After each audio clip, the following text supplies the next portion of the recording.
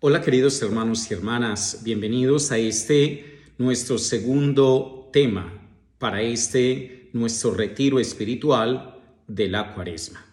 Y para ello quisiera que tomáramos el texto bíblico del Evangelio de San Lucas en el capítulo 6, versículos 34 y siguientes.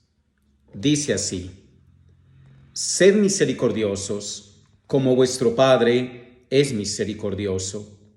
No juzguéis y no seréis juzgados. No condenéis y no seréis condenados. Perdonad y seréis perdonados. Dad y se os dará. Una medida buena, apretada, remecida, rebosante, pondrán en el halda de vuestros vestidos. Porque con la medida con que midáis, se os medirá. Palabra del Señor. Gloria a ti, Señor Jesús.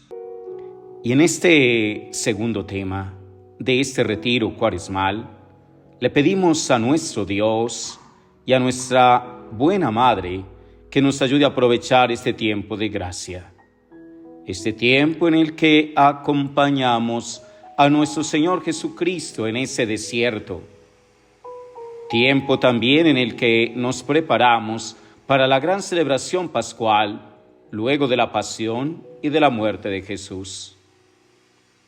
Cuánto bien nos hace meditar la pasión.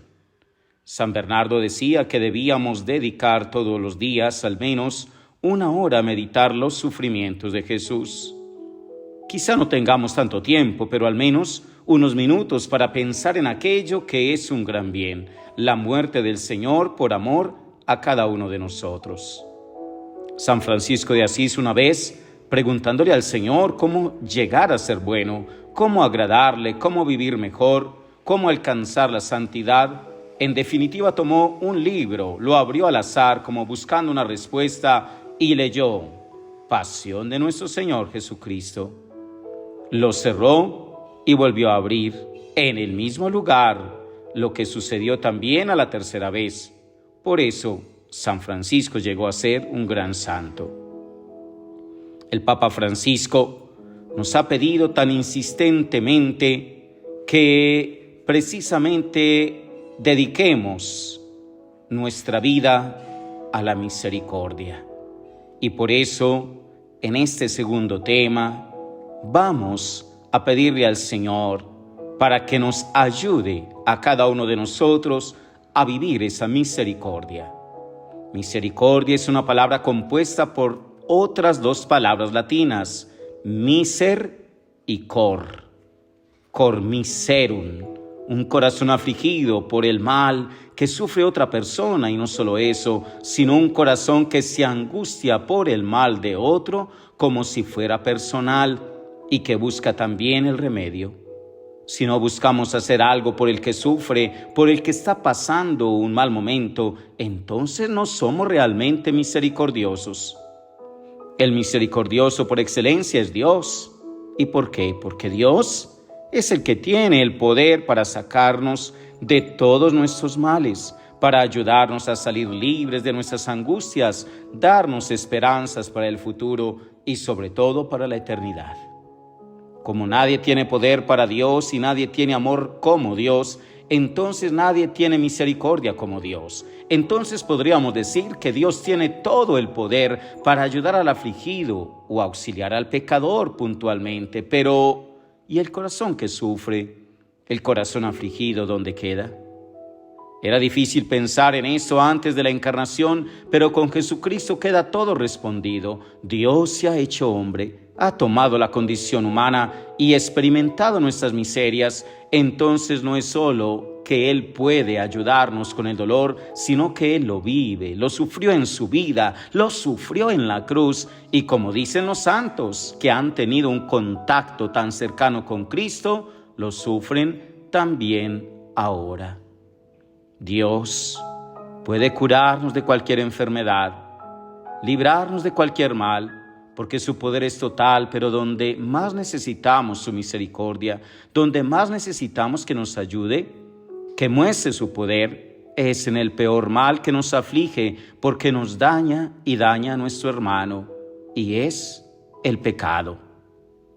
Recuerdo que el santo cura de Ars decía, si tuviéramos fe y tuviésemos un alma, en pecado mortal moriríamos de terror.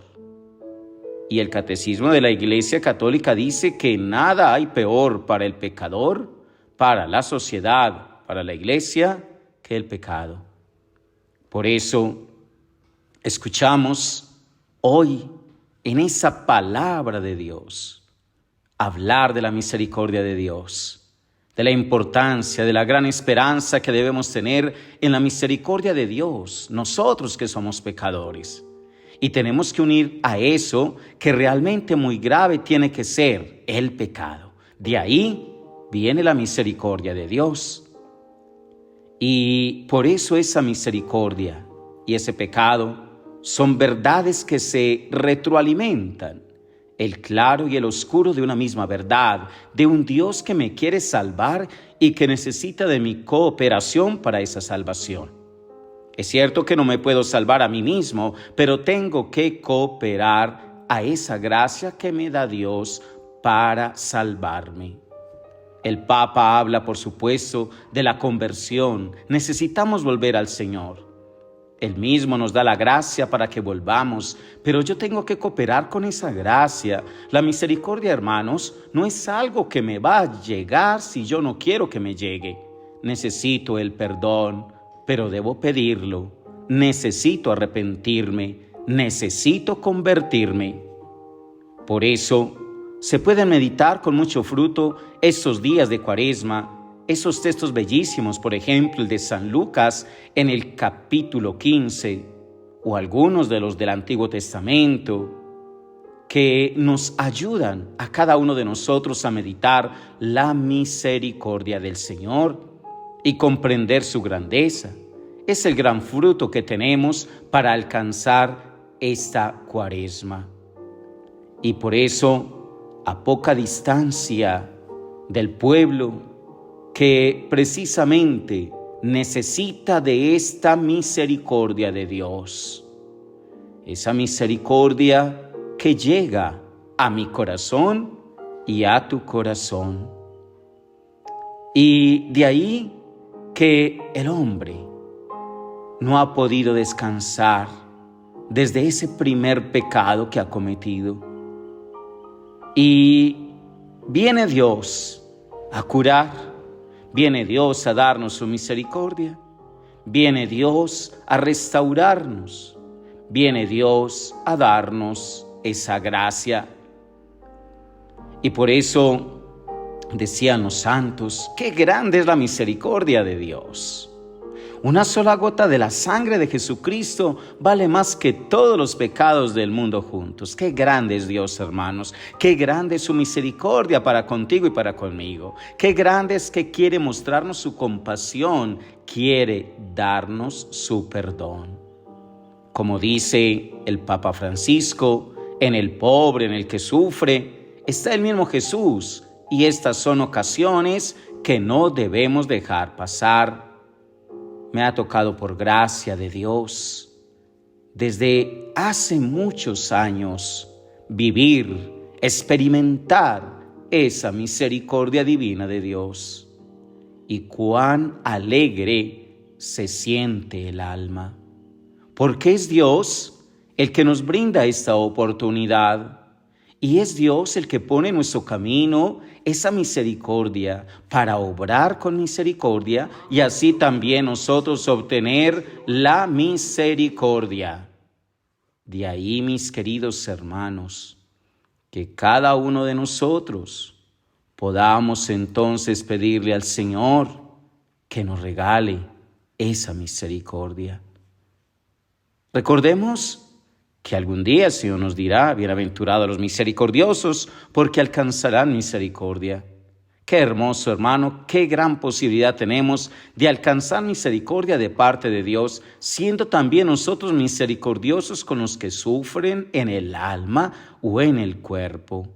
Decir la verdad, dar un consejo, eso también son obras de misericordia y se nos tendrá cada una de ellas en cuenta. El pobre es Cristo, y ese es el motivo para que cada uno de nosotros se implante la misericordia. No importa si ese pobre es amable de por sí mismo, si me cae bien, si me trata bien, si me lo merece, no importa.